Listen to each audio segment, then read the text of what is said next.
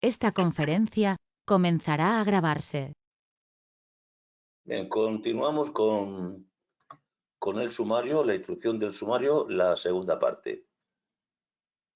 Vamos a irnos a la página 1118. 1118 páginas llevamos ya desde Mario. Acabaremos con las 1400 y pico. A ver, 1118. ¿Me he pasado yo aquí? Sí, me he pasado.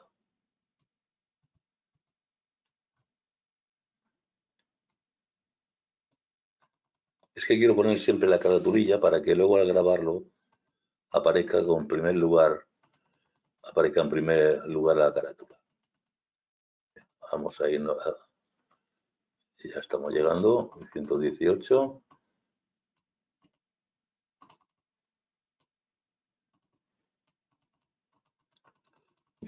Vamos a terminar esta segunda parte. 1118. Perdona por este tiempo, pero bueno, no pasa nada tampoco. Vamos a ver las declaraciones de los procesados, de los testigos, quienes no podrán ser obligados a declarar, el careo, informe pericial y con eso... Bien.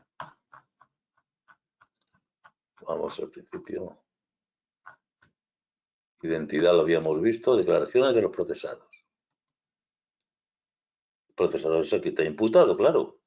Declaraciones de los procesados.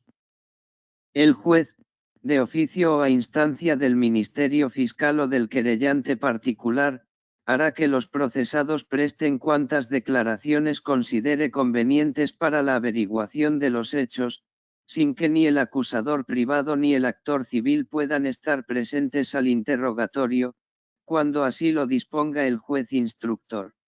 Bien. Hará que los procesados presten cuantas declaraciones, sin que el acusador ni el actor puedan estar presentes, si así lo dispone el juez instructor. Normalmente pueden estar presentes, pero el juez instructor puede decir no, solamente, o si es el fiscal, solamente el procesado.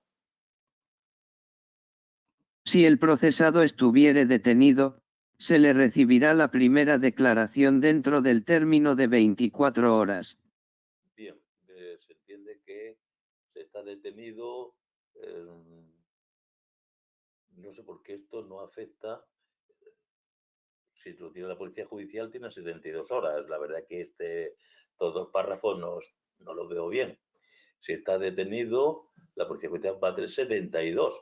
Bueno, aquí lo pone así, no creo que esto salga. Y el plazo podrá prorrogarse. Este plazo podrá prorrogarse por otras 48, si mediare causa grave, la cual se expresará en la providencia en que se acordase la prórroga. Bueno, dándole más vueltas, ¿de acuerdo? Aquí no hablamos de detenidos, ¿eh? Dice que está detenido, pero en realidad es un procesado que está en prisión o está en algún sitio, pero ya está procesado. Por tanto, ya no está a disposición de la policía judicial. Está a disposición del juez o de un tribunal. Ya está procesado. Si necesita declarar otra vez, pues 24 horas o tiene otras 48 horas.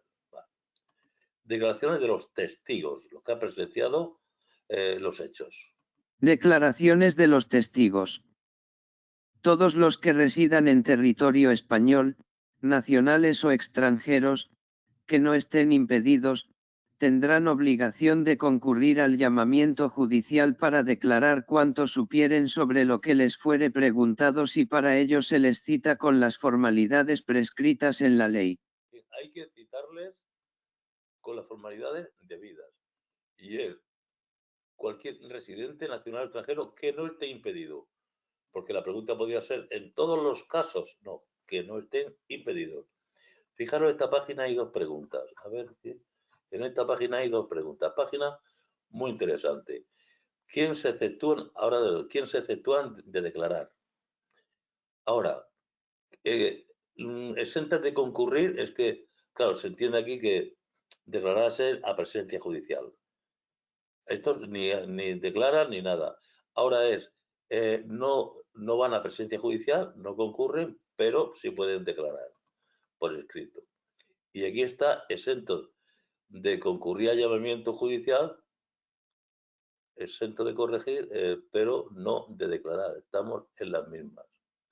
Pudiendo hacerlo, esto que está aquí, esto pudiendo hacerlo en su despacho oficial o sede del órgano. Vamos a irlo viendo. Se exceptúan el rey, la reina, sus respectivos consortes, el príncipe heredero y los regentes del reino. Los agentes diplomáticos acreditados en España, en todo caso. Bien, en todo caso. Acreditado en España en representantes extranjeros. Un chino, el embajador chino, el cónsul chino, no lo podemos llamar a declarar.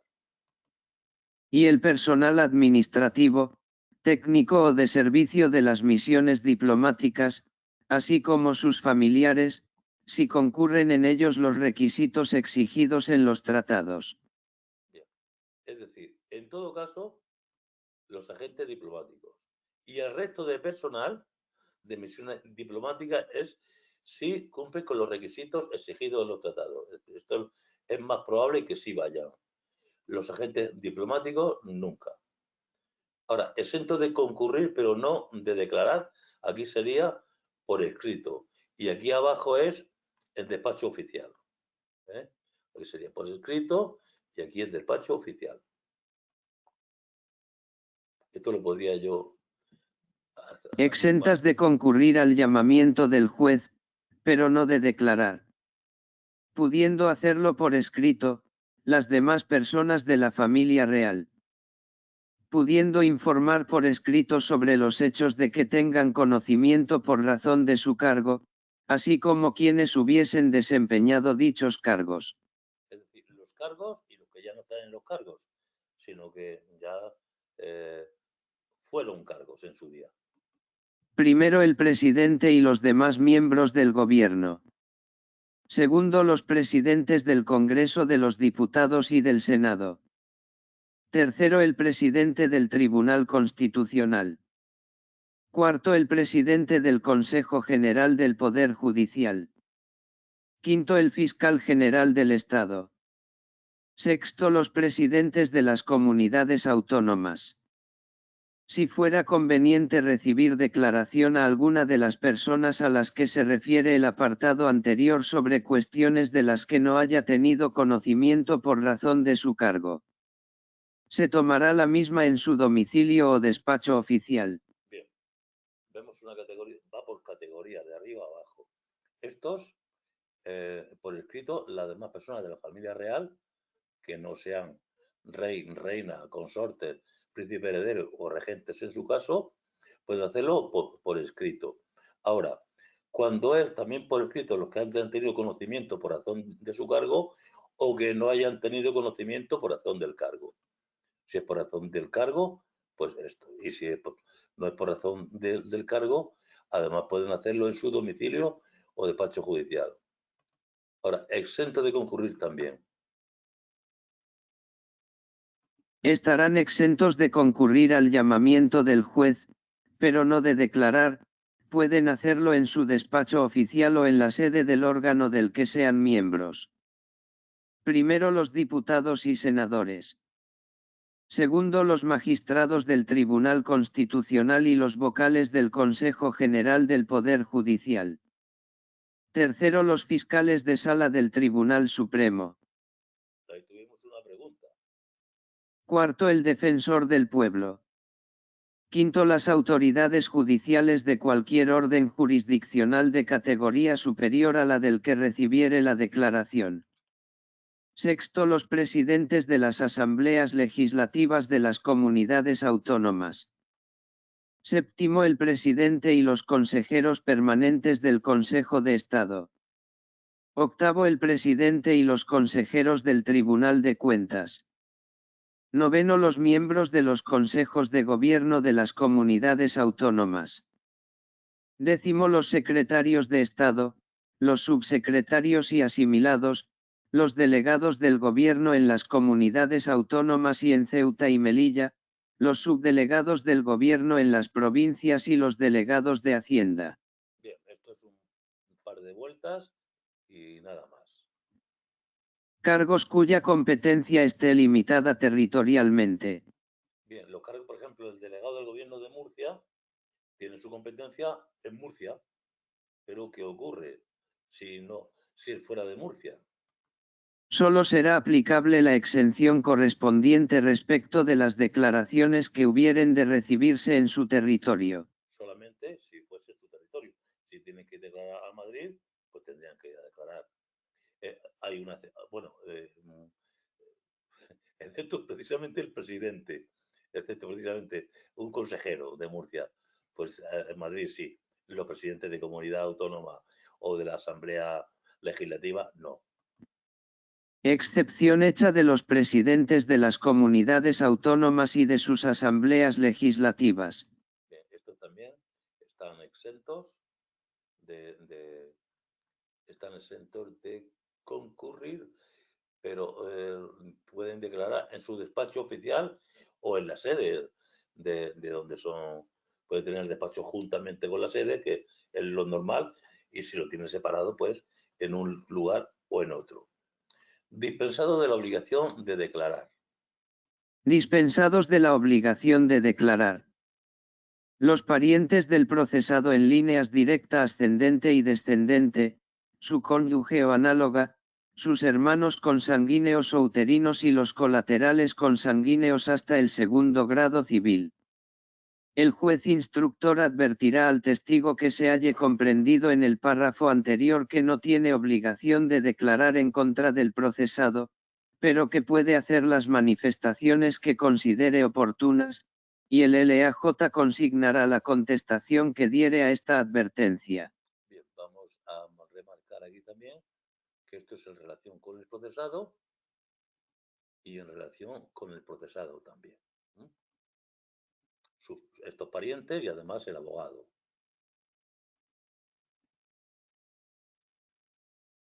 También los traductores, a ver.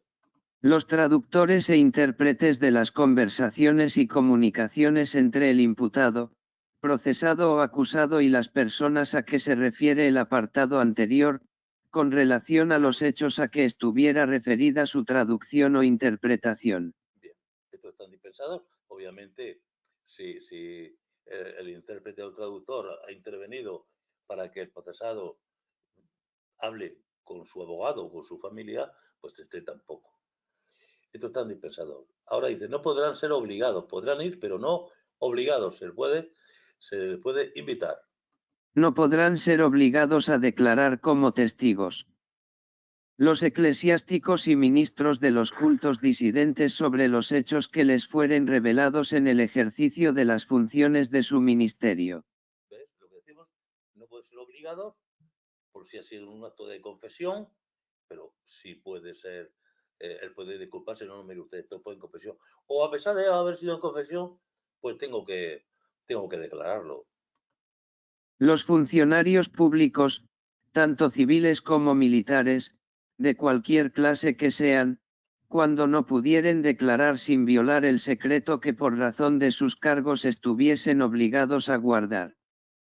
Los incapacitados física o moralmente. Ningún testigo podrá ser obligado a declarar acerca de una pregunta cuya contestación pueda perjudicar material o moralmente y de una manera directa e importante, ya a la persona, ya a la fortuna de alguno de los parientes citados, excepto que el delito revista suma gravedad por atentar a la seguridad del Estado, a la tranquilidad pública o a la sagrada persona del rey o de su sucesor.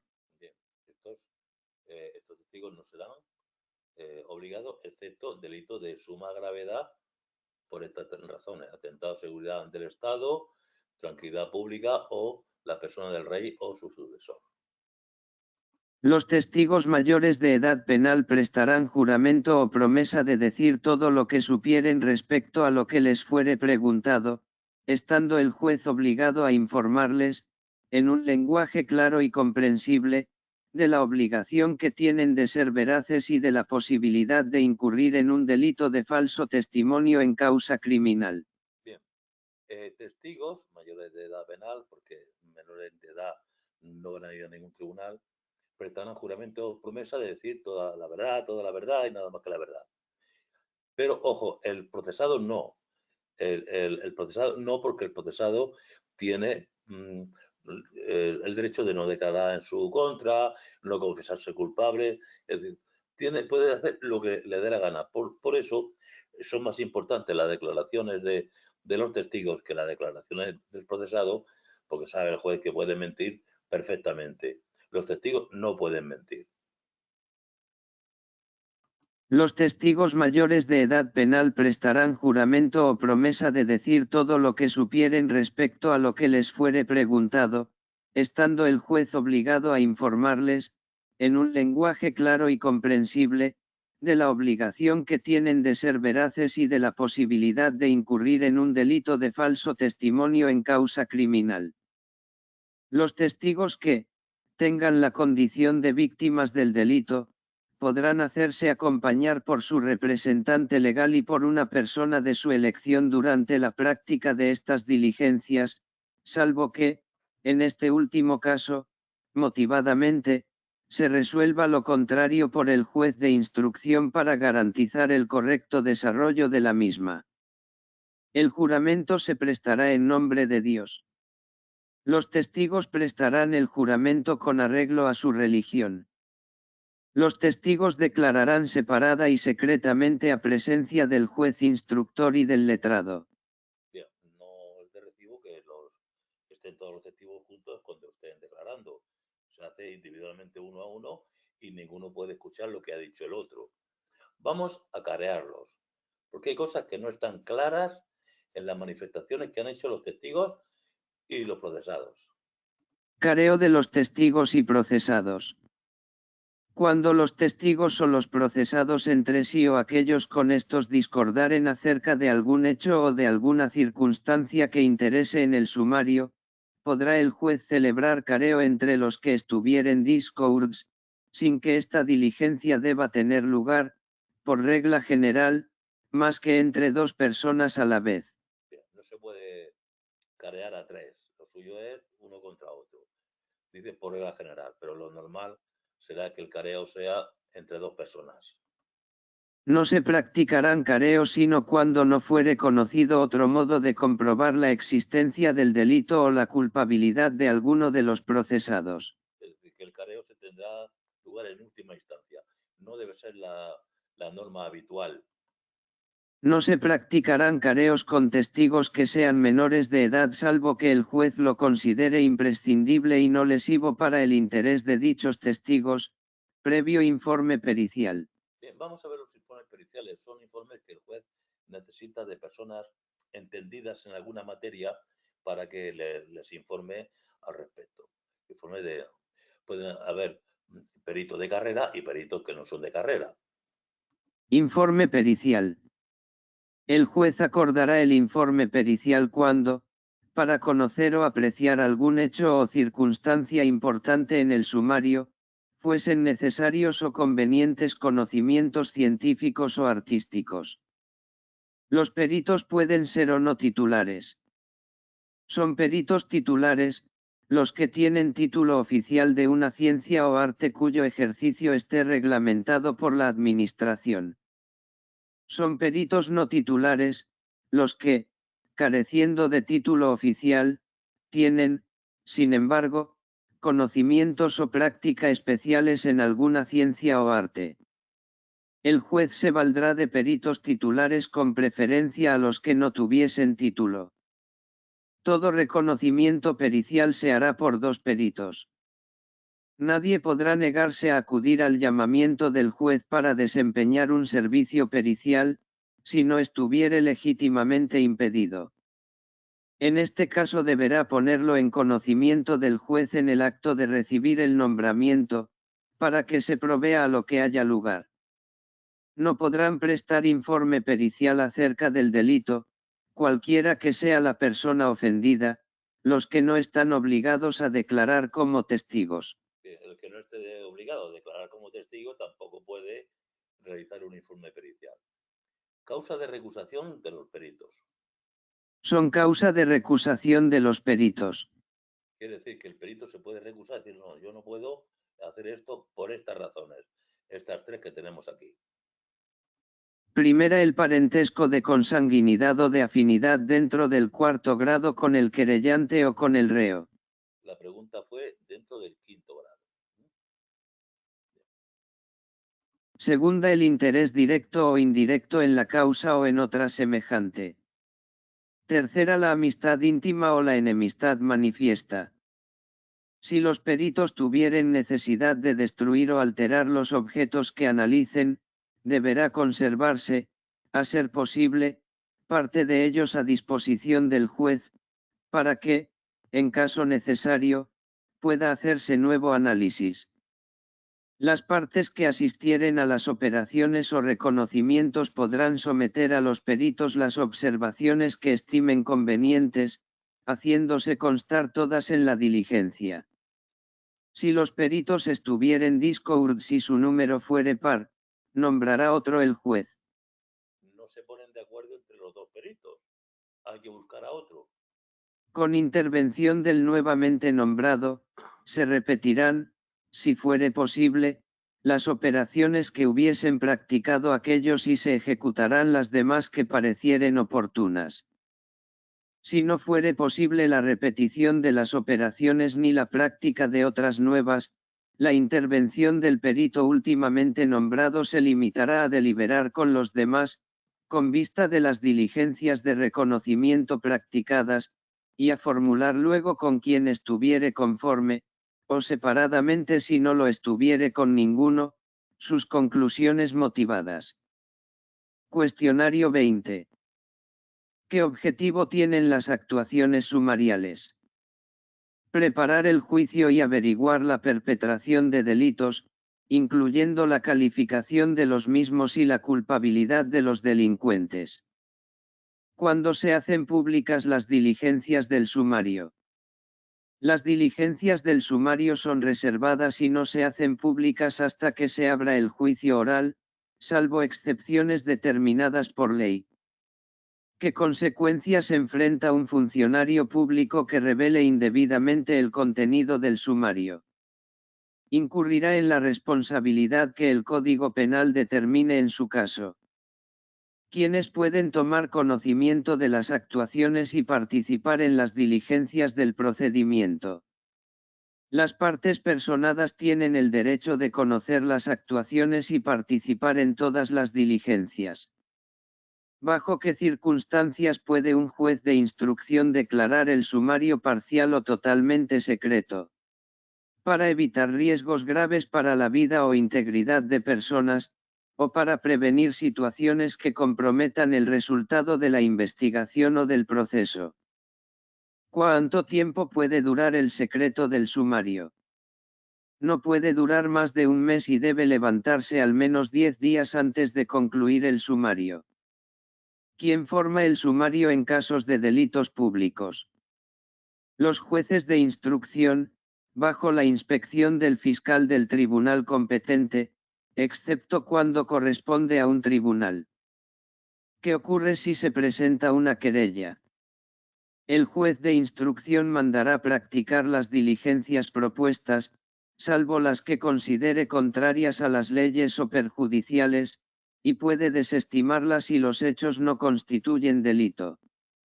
¿Qué limitaciones tiene la intervención del actor civil en el sumario? Se limita a procurar la práctica de diligencias que contribuyan al éxito de su acción, según la apreciación discrecional del juez. ¿Cuál es el plazo máximo para la investigación judicial? 12 meses desde la incoación de la causa, con posibles prórrogas sucesivas de hasta 6 meses. ¿Qué ocurre al finalizar el plazo máximo de investigación? El juez dictará auto de conclusión del sumario o la resolución que proceda en el procedimiento abreviado. ¿En qué casos puede ordenarse la comparecencia por videoconferencia en procedimientos penales? Por razones de utilidad, seguridad, orden público, o cuando la comparecencia presencial sea gravosa o perjudicial. ¿Quién puede solicitar que el sumario sea declarado secreto? El juez de instrucción, a propuesta del Ministerio Fiscal, de cualquiera de las partes personadas, o de oficio. ¿Qué papel juegan los jueces de instrucción en la formación del sumario? Forman los sumarios y practican las diligencias propuestas por el Ministerio Fiscal o las partes personadas, excepto cuando se consideren inútiles o perjudiciales. ¿Qué determina si una querella será admitida o no? Si los hechos en que se funde constituyen delito y si el juez se considera competente para instruir el sumario. ¿Qué debe hacer el juez instructor con los objetos relacionados con el delito? Ordenará recoger armas, instrumentos o efectos que puedan tener relación con el delito desde el inicio. ¿Qué documentación extiende el LAJ tras la incautación de objetos? Una diligencia detallada con lugar, tiempo, y descripción de los objetos para formar una idea clara de estos y sus circunstancias. ¿Puede una persona afectada por la incautación recurrir la medida? Sí, en cualquier momento ante el juez de instrucción. ¿Cuándo se restituirán los objetos incautados a la víctima del delito? Inmediatamente, salvo que necesiten conservarse como medio de prueba o para diligencias. ¿Qué función tiene el médico forense en el juzgado de instrucción? Auxiliar a la justicia en casos y actuaciones donde se requiera su intervención profesional. ¿Qué regulaciones existen sobre la ausencia del médico forense de su lugar de residencia? No puede ausentarse sin licencia y los periodos varían según el nivel de autorización requerida. ¿Dónde se realizan las autopsias? En un local público designado, pero pueden hacerse en otro lugar o domicilio del difunto si se solicita y no perjudica la investigación. ¿Quién puede informar sobre el estado de un herido en caso de lesiones? Los médicos asistentes están obligados a informar al juez instructor sobre el estado del herido. ¿Bajo qué condiciones se ordenan análisis químicos o la obtención de muestras biológicas? Solo cuando sean indispensables para la investigación judicial y siempre con razones justificadas. ¿Cuándo pueden destruirse los efectos judiciales? Cuando su naturaleza o el peligro que representen justifiquen la destrucción, tras audiencia al Ministerio Fiscal y al propietario o poseedor. ¿Qué procedimiento se sigue con sustancias como drogas tóxicas tras su análisis? Se destruyen inmediatamente salvo orden judicial de conservación, manteniendo mínimas muestras necesarias para futuras comprobaciones. ¿Qué sucede con los efectos judiciales de lícito comercio? Pueden realizarse anticipadamente bajo ciertas condiciones, como ser perecederos o si los gastos de conservación superan su valor. Hay más, hay un poquito más, pero no hemos tenido la sesión anterior. O sea que las hemos colocado aquí. Ahí, pues, vamos a seguir, porque si no se nos va la... Vamos a seguir. ¿Cómo se puede proceder con la realización de los efectos judiciales? A través de entrega a entidades sin ánimo de lucro, por especialistas, o mediante subasta pública, según el caso. Cuando es posible la utilización provisional de bienes decomisados cautelarmente. Cuando su uso permita un mayor aprovechamiento de su valor o sean idóneos para un servicio público. ¿Qué papel desempeña la Oficina de Recuperación y Gestión de Activos? Resuelve sobre la adjudicación del uso de los efectos decomisados y sobre las medidas de conservación necesarias. ¿Qué debe suceder para que se realice un reconocimiento judicial? Si el juez, acusadores, o el inculpado lo consideran necesario para la identificación. ¿Cómo se lleva a cabo la diligencia de reconocimiento? Colocando a la persona a ser reconocida junto a otras de aspecto similar para que sea identificada sin ser vista directamente por quien hace el reconocimiento. ¿Qué sucede si varias personas deben reconocer a una misma persona? Se realiza el reconocimiento de manera separada para cada uno sin que puedan comunicarse entre sí hasta finalizar. ¿Qué precauciones se deben tomar con un detenido para facilitar su reconocimiento? Asegurar que no altere su apariencia o vestimenta que dificulte su identificación. ¿Cuándo debe prestarse la primera declaración de un procesado detenido? Dentro de las primeras 24 horas desde su detención. ¿Quiénes están obligados a declarar ante un llamamiento judicial en España? Todos los residentes en territorio español, salvo excepciones específicas. ¿Qué personas están exentas de concurrir al llamamiento del juez? Miembros de la familia real y ciertos altos cargos pueden declarar por escrito o en su domicilio/despacho. ¿Quiénes están dispensados de la obligación de declarar? Parientes cercanos del procesado, su abogado respecto a confidencias y traductores/intérpretes de dichas conversaciones. ¿Bajo qué condiciones pueden realizar un careo entre testigos y procesados? Cuando existan discordancias sobre hechos relevantes y sea un método para comprobar la existencia del delito o la culpabilidad.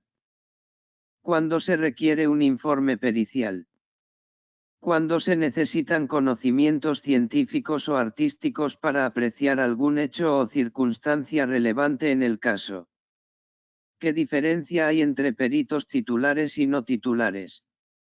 Los titulares tienen título oficial de una ciencia o arte regulado, mientras que los no titulares tienen conocimientos o práctica especiales sin título. ¿Cuántos peritos realizan un reconocimiento pericial? 2 peritos.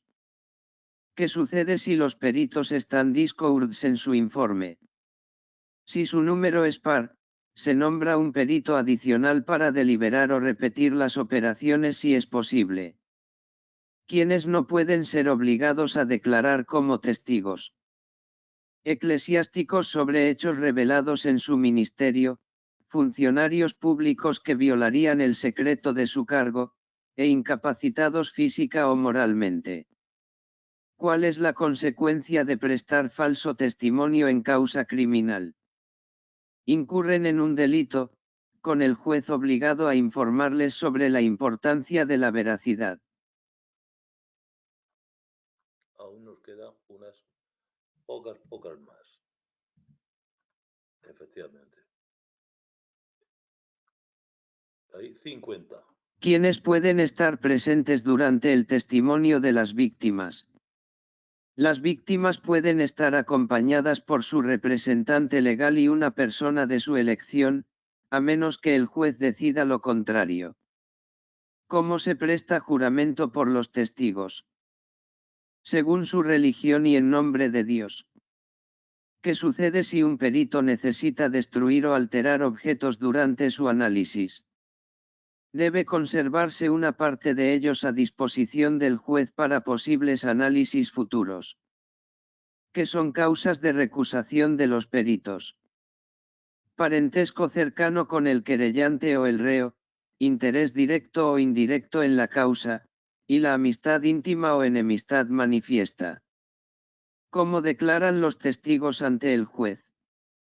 Separada y secretamente, en presencia del juez instructor y del letrado. Bien, hasta aquí llegamos hoy. Continuamos ya el siguiente con la detención. Muchas gracias y nos vemos inmediatamente.